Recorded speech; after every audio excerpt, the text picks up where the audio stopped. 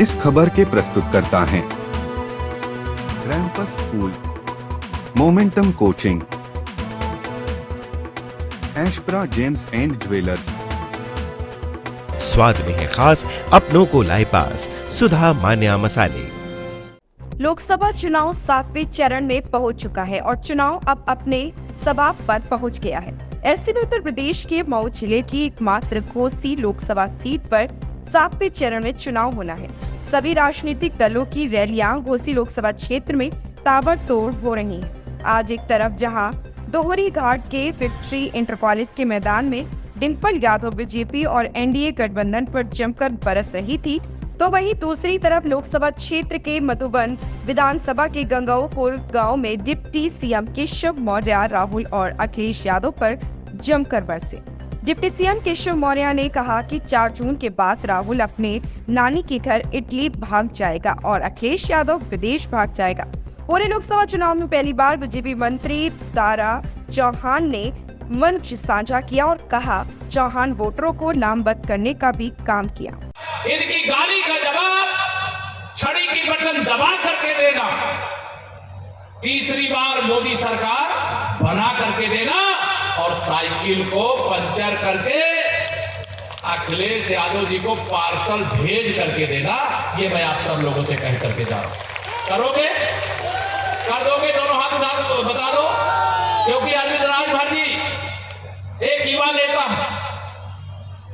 और इनको भारतीय जनता पार्टी गठबंधन की ओर से यहां प्रत्याशी बनाया गया है। तो प्रत्याशी अरविंद राजभर जी ही नहीं है, यहां प्रधानमंत्री माननीय नरेंद्र मोदी जी भी प्रत्याशी हैं, मुख्यमंत्री आदरणीय योगी आदित्यनाथ जी भी प्रत्याशी हैं, यह जो संपूर्ण मंच बैठा यह भी प्रत्याशी हैं, और केशव प्रसाद मौर्य जिसके इंतजार आपने इतनी देर किया, मुझे भी अपना प्रत्याशी मानना और छड़ी के सामने वाली बटन को दबा करके विरोधी कौन है मैं पता भी नहीं करना चाहता, उसकी जमानत जब्त करा करके मोदी सरकार के लिए अपना आशीर्वाद देने का काम करना।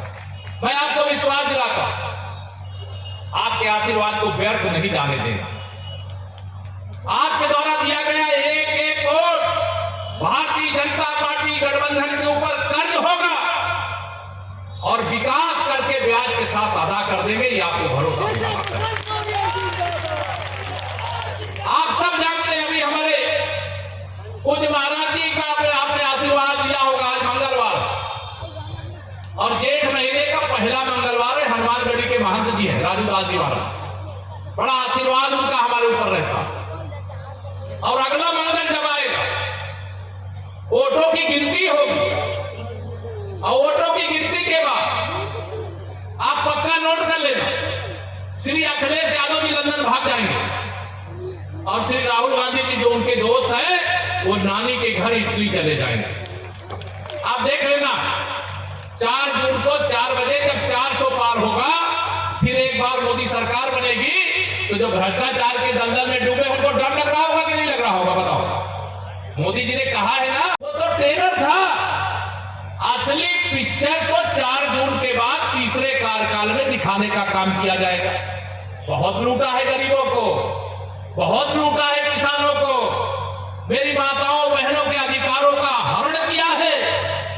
अब वह गरीब मां बाप का बेटा अगर देश का प्रधानमंत्री बना है तो लूटने वालों से हिसाब लेना चाहिए कि नहीं लेना चाहिए? दोनों हाथ उठा के बताओ, लेना चाहिए कि नहीं लेना चाहिए? और मोदी जी कहते हैं न खाऊंगा न खाने दूंगा, और जिसने भी मेरे देश को, मेरे गरीब को लूट करके खाया है, पाई पाई वसूल करके उन्हीं गरीबों की भलाई में लगा दूंगा। ये मेरे मोदी जी का संकल्प है और उस संकल्प को सफल बनाने की, उस संकल्प को सफल बनाने की जिम्मेदारी आप सबके कंधे पर है। ये विरोधियों के पास जब कोई मुद्दा नहीं है तो कहते हैं कि अगर मोदी जी 400 सांसदों के साथ सरकार बना देंगे तो संविधान खतरे में पड़ जाएगा।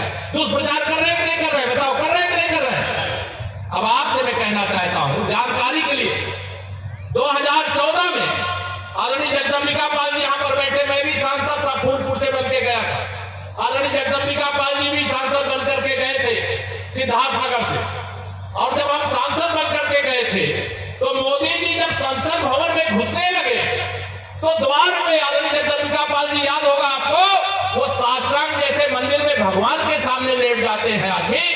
वैसे मोदी जी संसद भवन के द्वार पर लेट करके प्रणाम करने लगे संसद भवन को। पत्रकार मित्रों ने पूछा, मोदी जी आप संसद भवन के द्वार को प्रणाम क्यों कर रहे हैं? तो मोदी जी ने कहा, ये भारत का संसद भवन लोकतंत्र का मंदिर है और इस देश में रहने वाले 140 करोड़ लोग नरेंद्र मोदी के भगवान हैं। इसलिए मैं संसद भवन को लोकतंत्र का मंदिर मान करके उस पर शीश झुका रहा हूं और देश की जनता को भगवान मान करके उनकी सेवा का व्रत ले रहा हूं। और बाबा साहब भीमराव अंबेडकर के संविधान पर हाथ रख करके जब उन्होंने शपथ लिया तो उन्होंने कहा था, आज से मेरा धर्म ग्रंथ बाबा साहब भीमराव अंबेडकर का बनाया हुआ संविधान है। दुष्प्रचार करने वालों, कान खोल करके सुन लो। अब कोई इतना नादान नहीं है कि तुम्हारे झूठ को सही मान लेंगे। सब लोग जानते हैं तुम सत्ता के बिना बेचैन हो। सब लोग जानते हैं तुम पिछड़ी जाति के माननीय नरेंद्र मोदी को प्रधानमंत्री की कुर्सी पर बर्दाश्त नहीं कर पा रहे हो। सब लोग जानते हैं कि जिस प्रकार से माननीय नरेंद्र मोदी जी के नेतृत्व में सरकार बनने के बाद अयोध्या में रामलला का भव्य मंदिर बन करके तैयार हो गया है, तुम्हें बाबर की याद आ रही है, बाबरी मस्जिद की याद आ रही है।